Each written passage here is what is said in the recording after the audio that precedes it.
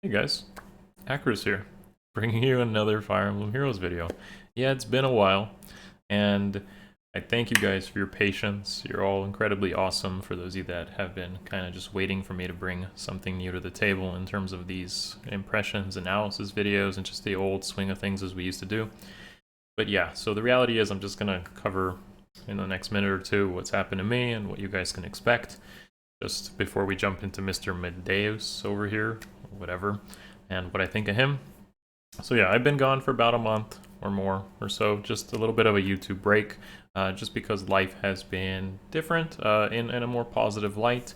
Things have gone better, I would say, with the pandemic pretty much not being as impactful here as it used to be. Work life, personal life has picked up, social life as a result, all of that has kind of increased more of a time on me. So I've been absent a little bit because of that, and I do thank you for your patience, of course. You guys are still awesome if you've been waiting a while to hear from me, but I'm going to try to, of course, cover this guy here and some of the future stuff as well. I might drop back into some of the older things, some old footage, and old opinions on stuff. I'm sure many of you will ask what I think of like Marita or Ishtar or whatever, respondents or whatnot. Maybe I'll do like a summary type of video. If you want to see that, then just let me know in the comments. I'll try to just do whatever you guys really want me to cover. If I see a lot of demand for it, lots of thumbs up and all that, as we used to do with this whole YouTube thing, then expect that going forward.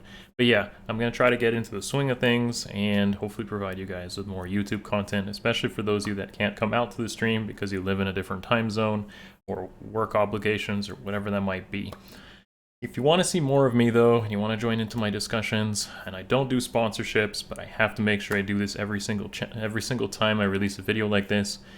Yeah, just stuff like Patreon. This video is sponsored by you guys. So Patreon, coaching sessions, check out my Metafy link if you want more one-on-one and get something to improve your own personal game on that. I've helped many people, and a lot of people have improved whatever they take out of it. I've made people with a full like FE6 cast able to play Aether Raids just with their favorites and get up all the way up to the top tiers.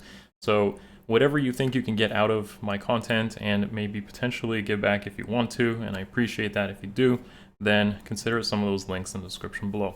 Either way, even if you click that like button and sub, that does obviously grow the channel and keeps me doing what I'm doing. So with that being said, I'm not really going to say much more. I'm going to try to give you guys some more videos to watch and indulge the content as I know as someone who used to indulge in content quite a bit that you obviously desire this sort of stuff. So yeah, let's jump into this new guy, what I think of him, how he impacts the game, and so forth and whatnot. Let's go. Now I believe Medeus is the... I'm totally butchering his name, but whatever. Medeus here is the... I'm gonna call him Medusa, because it's basically Medusa. Okay, but this is Medusa. As of the rest of this video, I'm calling him Medusa. Medusa is pretty much the final boss of Marth's game. He's a big, bad dragon guy, and he is a new Dark Mythic. Almost a year since Note was released in the midpoint, that we finally have a new Dark Mythic. And to be honest, I don't really think many things can really outclass what Note brings, because Note is Pathfinder and she's honestly a pretty solid unit, but as we'll see in this video, that may very well change. So a Dark attack Mythic, and he's a colorless infantry. Those are pretty good, although I think defense is pretty good as a blessing because it does challenge Mila, but of course Mila's prevalence in Aether Raids has fallen off a little bit. Nonetheless, we're going to talk a little bit about Medusa here and see how impactful he might very well be in Aether Raids. But not only that, I feel like a lot of these design decisions on new heroes is with Summoner Duels in mind as well.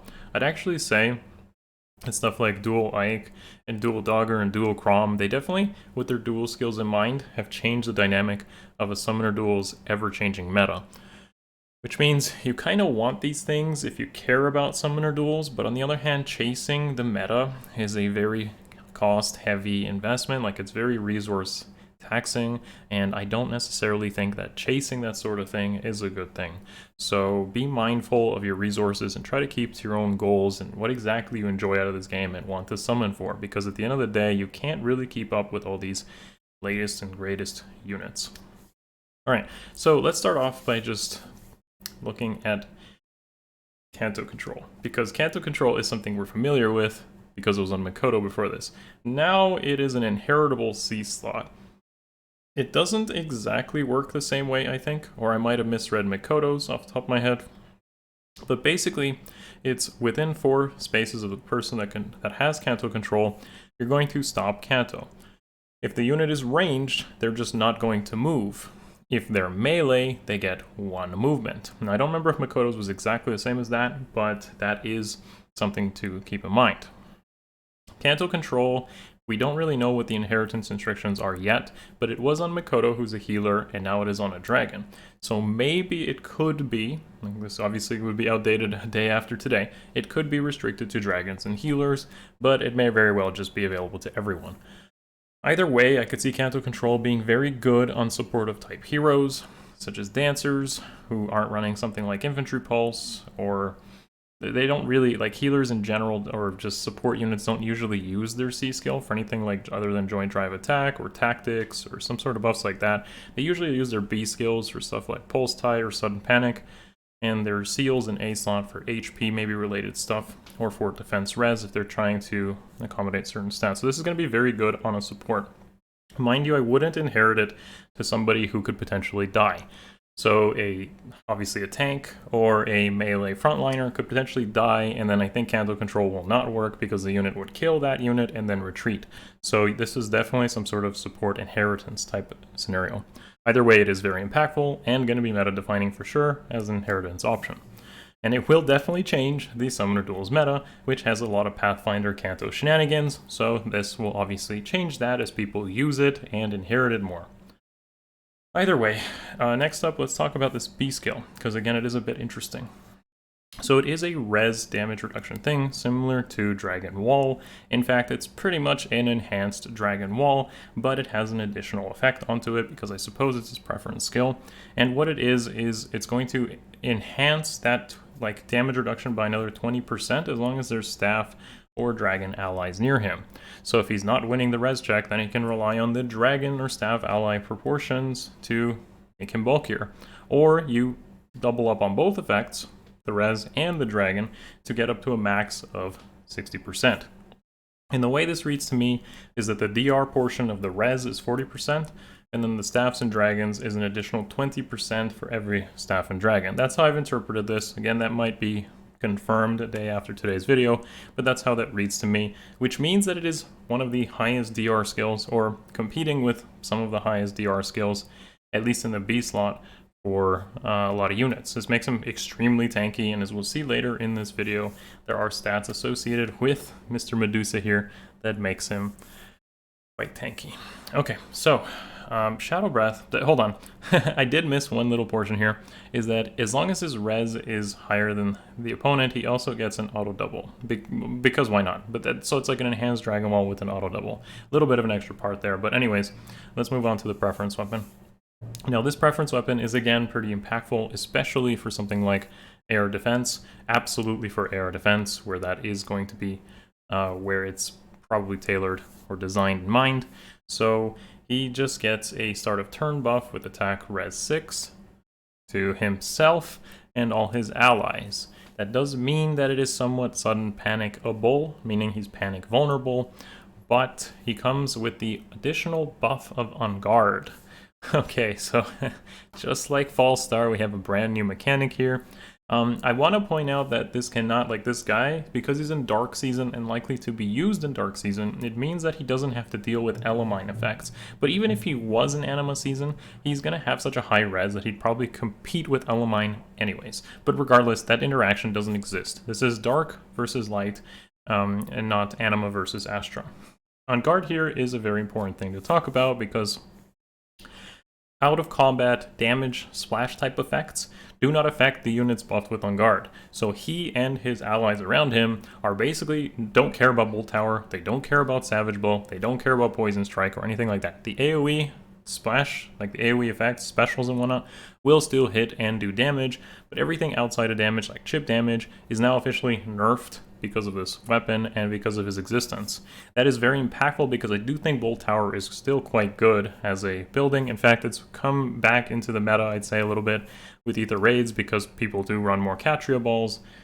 And Catria Balls are very weak to something like Bolt Tower. or just splash chip damage in general. Something like Savage Blow and just being able to run away is still very important and good against Catria balls. So this weapon kind of counters all that splash damage shenanigans and forces an engagement directly against a healthy team. With Bolt Tower now out of the picture, you're pretty much up against that full health team, and it's going to be difficult to snipe or just sweep the team with something like Ninjorin or Linja or whatever.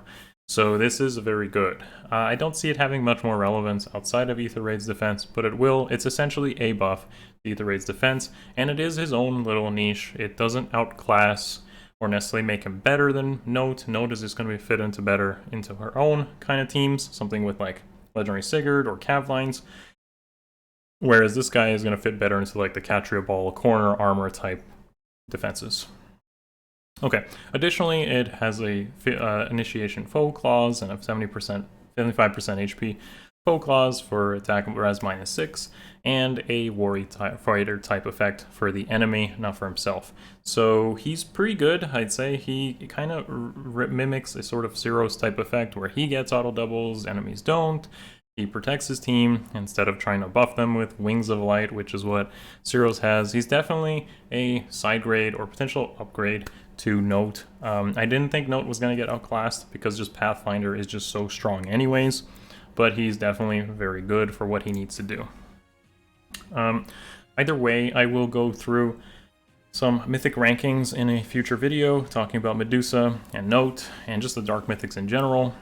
We don't really have any, I don't think we have any remixes yet, but we're going to have a Duma remix, I think, coming up in the month ahead. So as we'll see here in a moment, we actually get to see Mr. Medusa's stat spread, and man, that is quite min-maxed. So he's got a very nice attack stat, and a very bulky defense res with dumping his speed stat. That was totally expected because, again, a lot of his weapons and such and his skill set just kind of show that he's just trying to bump up his own attack and bulk as much as possible. He has a res heavy type stat spread, and that is kind of obvious because his B skill does scale off of that. So yeah, very unique kind of unit for sure. Dumping speed does mean that he's going to be quite min-max. His HP isn't super high either at 40, and he is an infantry. So because he's an infantry, he can run something like Infantry Pulse and potentially buff up other units because he might not actually want to hold Canto Control depending on your unit's positioning. So yeah, that pretty much covers Medusa, and the banner units themselves, as we'll see right here, are all these guys. If I was to kind of TLDR which colors are the best here, the weak one of this batch is going to be red 100%. Flavia, Mirabilis, and Altina are kinda just nope, I'd say, for most people. Mira is the only thing that's good in red, so red is a pretty nice avoid, I'd say, for most players here. Blue is looking pretty good though, having Dimitri, Julia, and Ascended Adun. There's a lot of good stuff there. Adun is a very powerful unit. Dimitri has his own little niche right now, being just a, I don't know what to call it, but I'm just gonna call it like a dive bomb type initiator guy, glass cannon melee. So something like this is still pretty good. He can still run Gale Force builds. He doesn't have the greatest matchups in Water Season, but he does have a little bit of a role within Summoner Duels and AR offense, absolutely.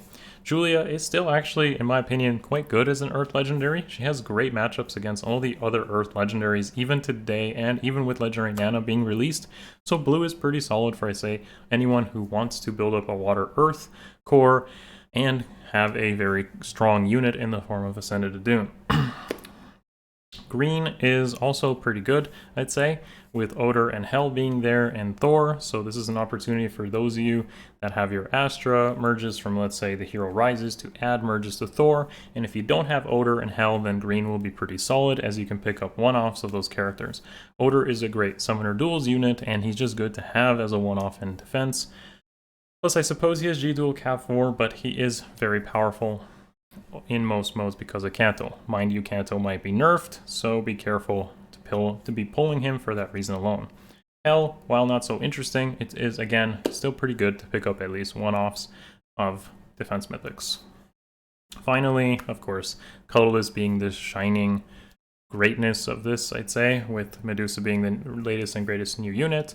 Elamine is great as a one-off to counter a lot of anima strategies, such as Infantry Pulse, Bridal Catria, or just start of turn effects, such as Yuri now becoming a 2-move unit because of Elamine. Stuff like that makes her very interesting.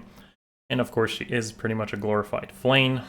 And with Micaiah and Medusa, Micaiah is a great PvE type unit. I have had a lot of success using her personally, where she can pretty much nuke and kill pretty much like so many things. Her weakness being like no follow-up, I guess, but even then with her great attack stat, she's gonna just one-shot and kill a lot of things. So I've had a lot of success with Micaiah as a one-off, and as a merge project, she's pretty good in Wind. Not necessarily top tier, not like Legendary Sigurd, but she's still very good. And obviously, we've already talked about Medusa and how great he could potentially be as a one-off, or at least the fodder for Canto Control. So yeah, folks, that basically covers my impressions and Banner thoughts for this upcoming one. I hope you guys did enjoy this video. As always, the best thing you can do is to smash the like button and show me that you guys do want this content and you really want me to put in the effort, because I am trying, and I'm trying to make room for this. So show me your support, if nothing else, with that like button. Leave me a comment, maybe for the algorithms, and just say what you want, and I will read them and try to deliver. Thank you guys for watching. As always, I'm going to try to produce another video featuring the Dark Mythics very soon. See you all. Much love. Peace.